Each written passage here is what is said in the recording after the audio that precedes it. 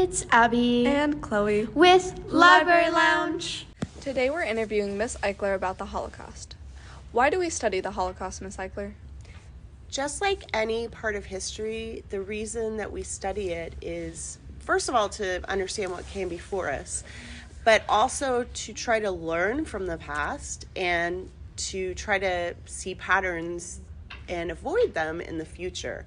The Holocaust was a horrible thing, and, hopefully one day we will get to a point in this world where horrible things like that don't happen anymore.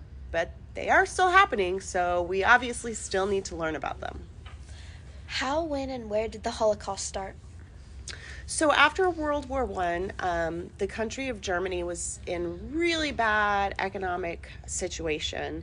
And this man, Adolf Hitler, was able to gain power by being very charismatic and a very good speaker who would get people very excited. And he basically promised the German people that he was going to make their country the strongest in the world.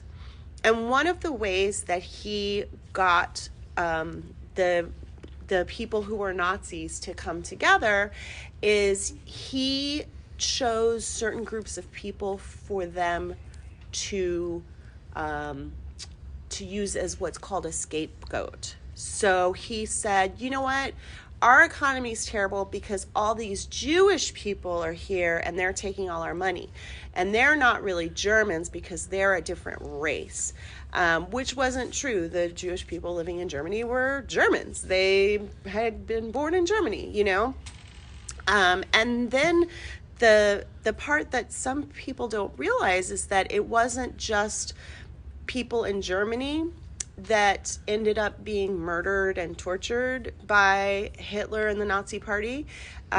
It was also people in all the countries that he ended up occupying, which included France, Czechoslovakia, Austria, and Poland. So we're talking about Jewish people, Roma people, homosexuals, and disabled people from all of those countries in Europe. So I heard you talk about the Nazis. Could you elaborate more on who those were? So the Nazi Party was the party that Hitler created once he named himself Chancellor of Germany. And they created their own flag, which had the swastika on it. And they were his personal political party. Just like we have Democrats and Republicans here in the United States, they had the Nazi Party. And the party was very much like a mob mentality kind of thing, where they would egg each other on and get each other to really do horrible things that I think as individuals, most human beings would not do because they would know it was wrong. But as a group, they were able to convince each other to commit horrible atrocities. Do you have some books you recommend on the Holocaust? Oh, there's so many books. One of my favorite books ever, and I know you've probably heard me talk about it before, is Refugee. And one of the stories, Refugee follows 3 different children in 3 different time periods, but one of the stories is a boy from France, and he and his sister are trying to escape the Nazi Party. And they get on the ship St. Louis, and this is a true story, that the ship St. Louis left Europe and literally traveled around the world, and every country they went to wouldn't accept them. They went to Cuba wouldn't accept them. They came to the United States wouldn't accept them. And they ended up going back to France where they started and getting dropped off, and a lot of them ended up dying by the Nazi Party after they had spent like over a year on this ship. So, I mean, it's a really great book that tells you about a lot of stuff. Another one I love is a book called This Light Between Us, that follows 2 young people, teenagers.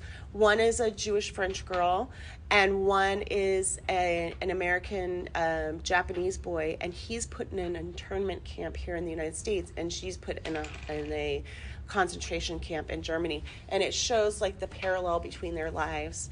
And then of course I recently read Children of Williston Lane, which all of you should be learning about this week, and I really enjoyed that book as well. And then in addition to that, I have a ton of nonfiction books about the Holocaust, a ton.